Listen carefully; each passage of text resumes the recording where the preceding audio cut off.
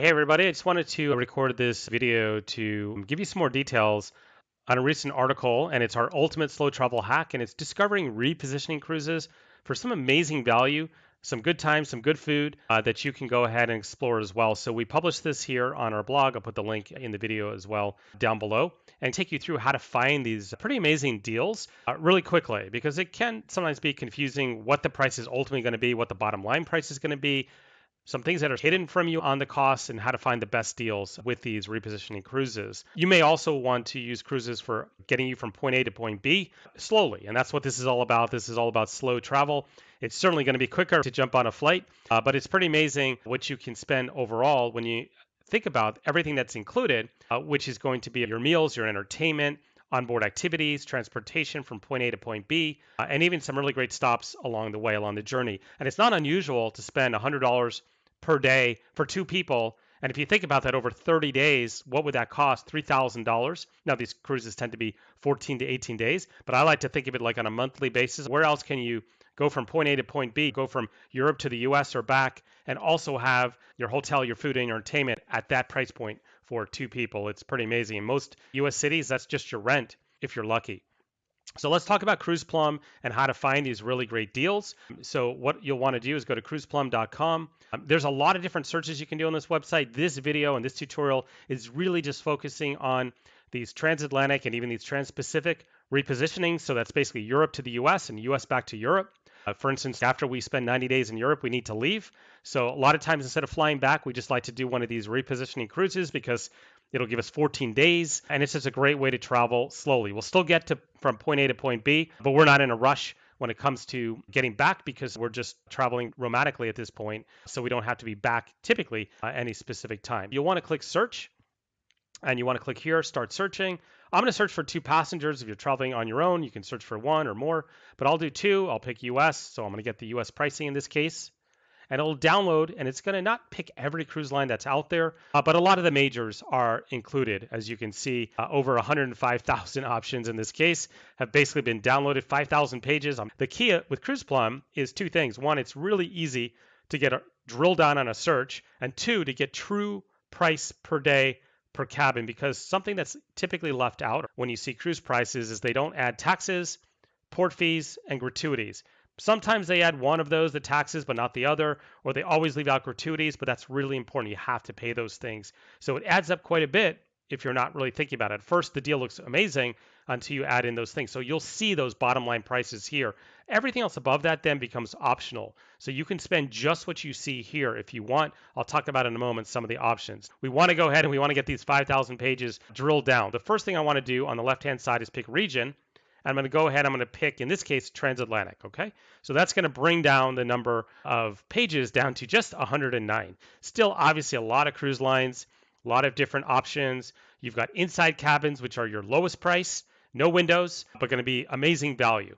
The next one up is ocean view. It's going to be similar cabin to an inside, but it's going to have a window. You're going to get light into the room if that matters to you. If you're just sleeping in the room, it may not matter to you at all, but if that's essential for you, you want at least an ocean view. Balcony is next step up. You'll have a private balcony. For some people, they want to go outside from the room. They want that balcony. On a ship, you're going to have all kinds of places that you can go to, that you can sit at a table, that you can work. You don't have to outside of your room, but for some people, they have to have that. Again, those are things you'll want to think about. If you've never cruised before, you may not even want to do a transatlantic as your first or a trans-Pacific. I wouldn't recommend it. Typically, you have to understand if you're okay with a number of sea days in a row. We like it because it lets us catch up on work if we pick the right ship with good internet, which, understand, internet on ships is from terrible to really good. Not as good ever as home, but can be very effective. You can definitely get work done. But it can also be terrible. We'll have future videos and articles on how to pick ships and cruise lines with better internet. Typically, it costs you extra as well, so that's something to be aware of. We don't mind you get to catch up on rest a little bit, some work. You've got your food taken care of.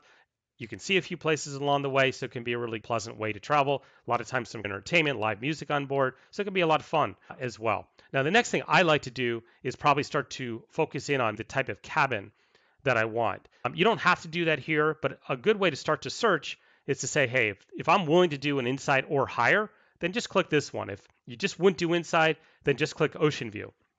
Because once we look into the specific cruises, we can see the additional prices as well. Maybe I'll pick inside here just to get the number of options down a little bit. The next thing I'm probably want to do is I'm going to want to sort based upon prices per day. Now, I mentioned in the article MSC is a very large cruise line. They've got some really nice ships, but there's a lot of specific things about them that it's hard for me to say a first-time cruiser should just jump on one of these ships because they're a little particular. Some people really like them, some people don't like them at all. And again, that the same can be said for all the cruise lines. You need to learn a little bit more about them and experience them, read more online. I can answer questions down below. We've probably sailed on most of them, but I'm going to go ahead and focus in a little bit more and skip some of these and look at this one, which is Royal Caribbean. In this case, I know that one. That's the lowest price as of right now, and that's going to take us from Barcelona to Tampa.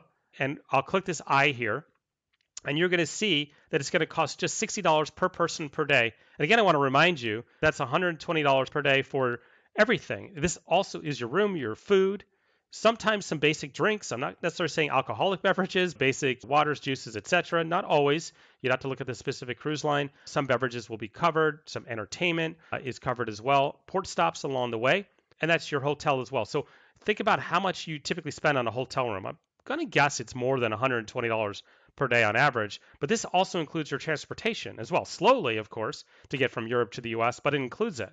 So pretty amazing. I like to think of it sometimes too. What if I did this for a full month? Now, in this case, you can only do it for 14 days. But I like to say, what would it cost if this was a monthly? Because it's easier to think about what you pay for rent and your day-to-day lifestyle, your entertainment, your food on a monthly basis. If you double that, that's a little bit over $3,000 for two people.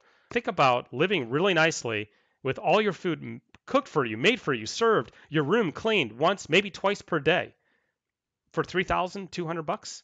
It's hard to do that, right, on land, and also get from point A to point B. So that's why I say these can be great value. Now, you can go up to an ocean view.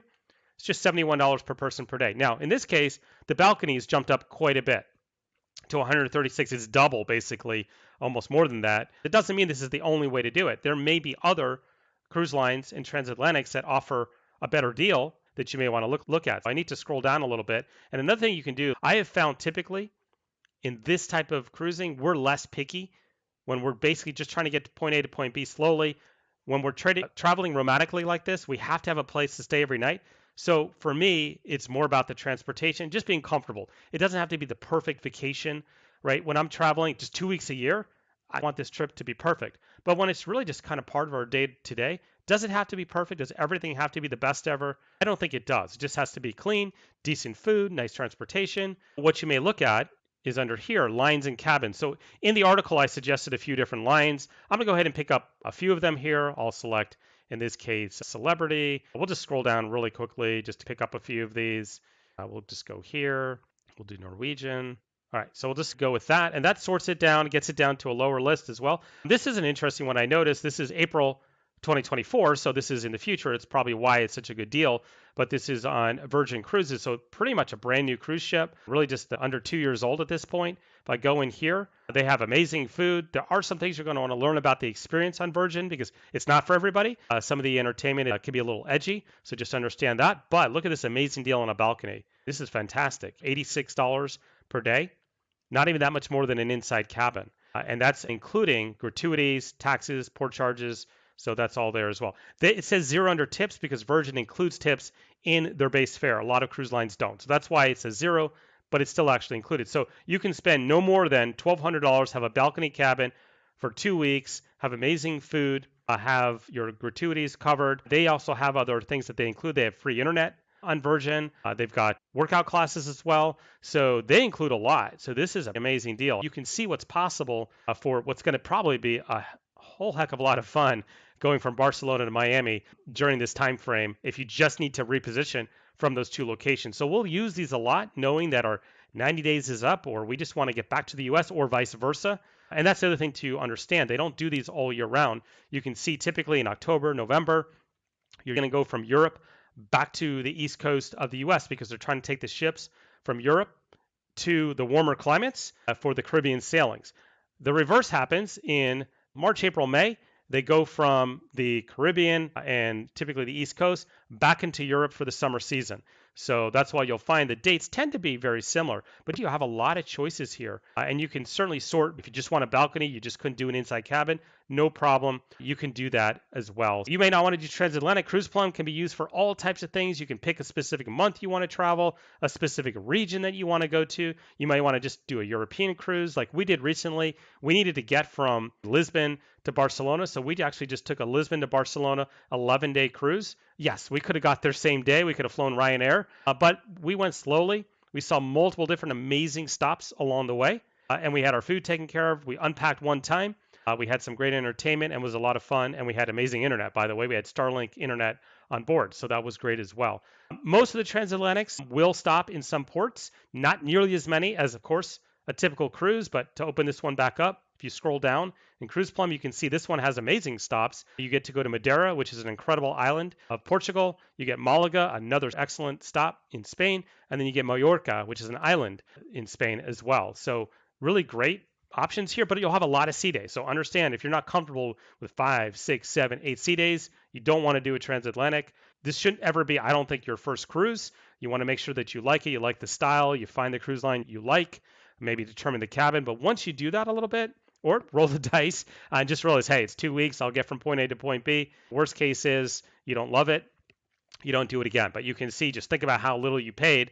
That's probably going to make you love it, even if it turns out not to be your favorite type of travel or experience overall. There are other websites that you can do searches on. Another one I really like is CruiseWatch, cruisewatch.com. I'll do another video on this because it includes more cruise lines. It gives you reviews of the ships, which I think is really helpful right away, so you can determine immediately, hey, is this maybe a line or a cruise ship that I should take? It does not include taxes, port fees, and gratuities if they're not included. So you have to add on quite a bit to some of these nightlies, but still, it's a great way to get a general idea and to start to shop a little bit. This is another one that I do favor and do like, but start with Cruise Plum. If you have any questions, about a cruise line, the experience, we've been on a lot of these, so be more than happy to answer any of those down below and give you some guidance or some help along the way before you book as well. Plus, we have some really great ways to save sometimes even more than you're seeing here. We always actually paid less than even these prices. We've got some other tactics that we can help you with to get even a little bit more money back when you make your cruise bookings. Any questions, leave them down below. Happy to answer them, and I hope this helped you.